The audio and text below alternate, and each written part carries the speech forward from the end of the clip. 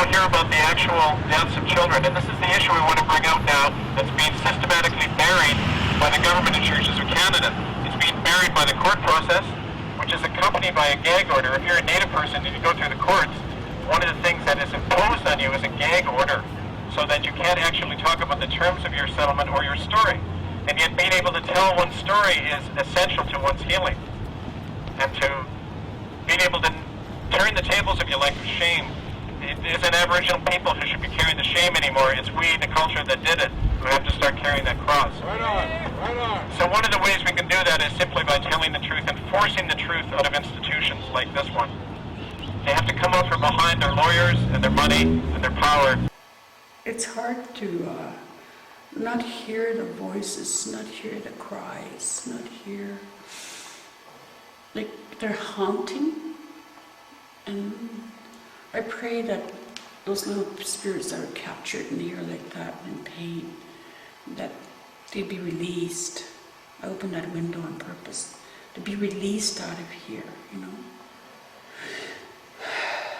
We've lost thousands of children through suicide, not natural death, suicide. We find them every day of the week. We find them down in the city of Vancouver. You know, the city of Vancouver is just a small part of what goes on across Canada and the United States, because we have a lot of our First Nations people dying on the streets of Seattle. Because before the Europeans landed, our people traveled back and forth, and so they had relatives down there. And so we had, like in Vancouver, for instance, you have between 45 to 60,000 Native people living in the city of Vancouver. And you're probably finding pretty close to 90% of them are dying on the streets, you know, of drug abuse, not alcohol, drug abuse. How do I know that? Because I sit on the board down there with the Native Liaison Society that's attached to the Vancouver City Police. And I asked the question one time, how many of our people die, or people die on the streets of Vancouver? I said, whatever you read in the paper, you can multiply that by 10 times. And just I think the year before last, you had 365 deaths, so you could figure that out. And that's a direct impact of residential school. A friend of ours, Sylvia Yellowhorse from Alberta, she died because of alcohol poisoning. She drank so much. So I believe that she was one of the kids that was abused by one of the staff members, or a few of the staff members. Oh, this really hurts.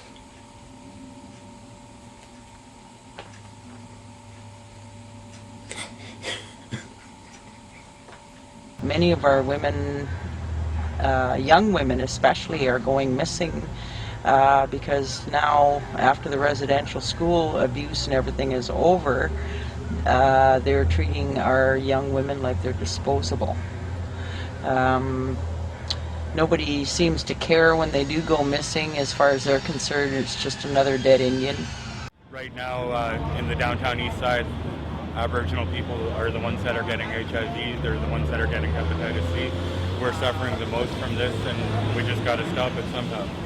The only way we can stop it is by trying to get people to care, right? If you had to do it all over again, Kevin, would you do it again? Yes, absolutely, because I wouldn't have been able to live with myself if I had have known these things and done what I was told, which was to keep quiet about it, because, you know, you're an accessory to a crime under the law if you do that, for one thing. Why don't Canadians have courage, Kevin? Why don't Canadians speak out? Why don't they ask questions? I don't know. Why are things thrown at us that we just accept? The Native people on the coast even have a name for whites, the Mamachni, the ghost people, the ones without substance, you know.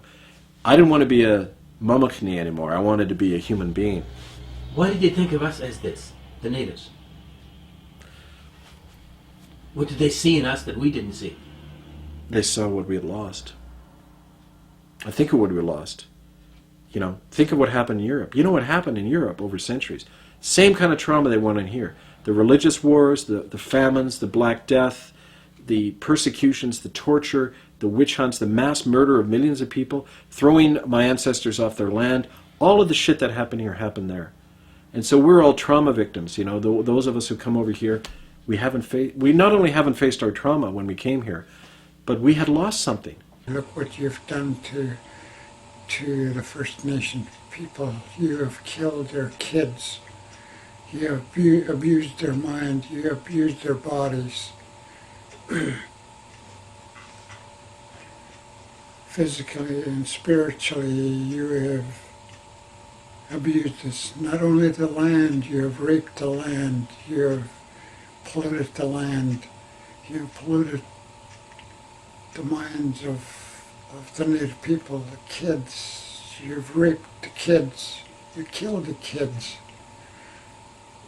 You look at Indigenous people and say, well, why would we despoil our river? Why would we grab more land than we need? Why would there be poor people in our midst and rich people? That doesn't make any sense. I mean, no society can survive living like that, and yet it's the virtue in our society to operate like that. So we're crazy. I mean, we have become completely insane. And it comes out of that, you know, that terrible alliance that happened when you had this notion that a religion called Christendom was superior to all others and had to conquer the world, combined with the vested interest of a merchant class that wanted to conquer the world for its own profit, armed with this religion. Krishnamurti, who was a Hindu writer, he said a beautiful thing, and that's why I don't believe in religions. I believe the spirit is shared by people all over. But he said, God hides himself in the most broken ones among us, and God hides himself in the most broken parts of ourselves. Hidden in there, but present, like a little seed. And I'd say that our worst experiences are a way to reveal that, and for us to find a new meaning and strength in our life.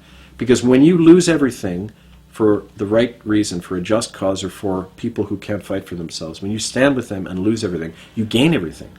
You lose the false things in your life that we're so wedded to.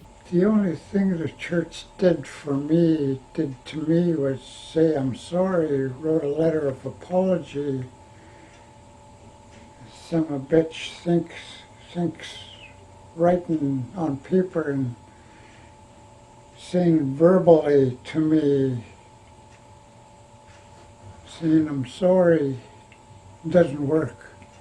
It makes me more angrier to think they can give me a few dollars and that'll make me forget. No, we're not all one happy family. There's this whole world, like every society for 5,000 years, has rests on the suffering and misery and exploitation of some group of people. And you're not going to find God up in a church somewhere. You're going to find God down there in the garbage heap with those people.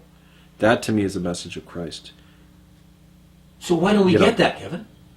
Because Christianity was hijacked by wealthy institutions and the rich, and it's been their servant for centuries, when it really belongs in the hands of the poor. Now on, all generations will declare me blessed.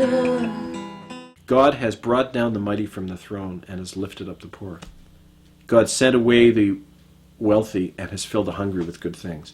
It's like what you get in the Sermon on the Mount. Blessed are the poor and woe to the rich. He says that.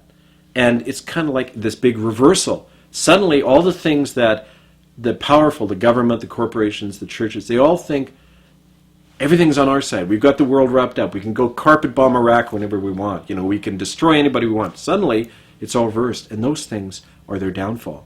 And the ones who they're bombing, suddenly you realize, like Martin Luther King learned and Gandhi learned, those are the ones with the power to change history, not the assholes who think they're in charge.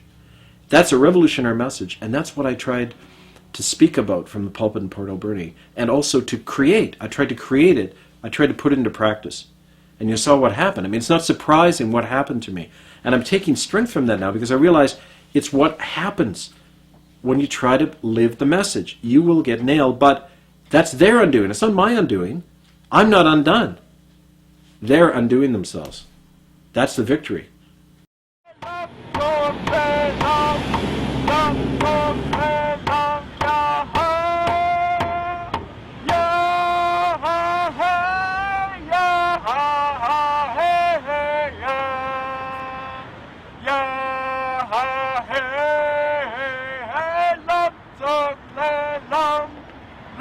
From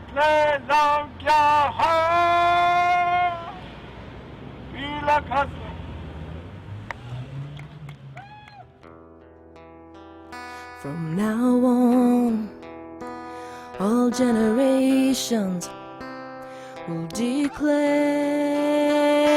me blessed, for the mighty one has done the most magnificent things to me. And sacred is this light that shines from within every one of us as we reveal.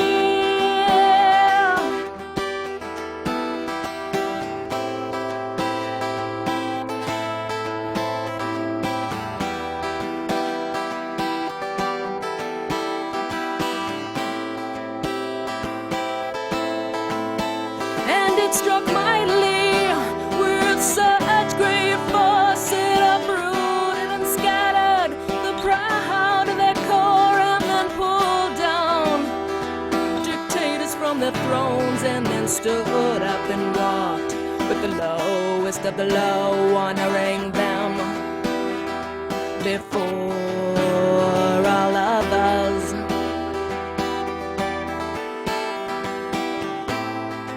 I am now diabetic. I'm now on dialysis. I am losing my sight. My legs are giving out on me. And now I've got to realize too that I ain't got much time. I know that. But I want to give my love to my sons for what days I got left, because they got to know that I do love them. Even though I couldn't tell them for years. But I do. I care about them lots. I didn't want to share my past with them, but I finally told them. They cried with me.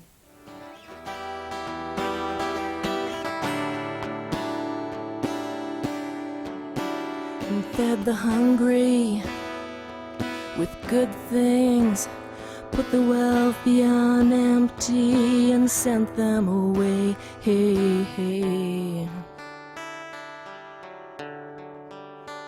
Hey, hey. And then reawoke in human hearts compassion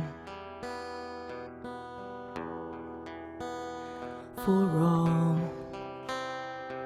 who've breathed this air before, and for all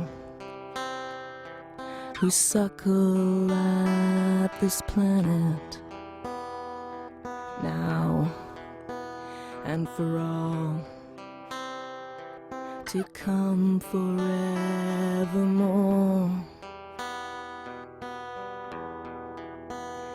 For all to come forevermore.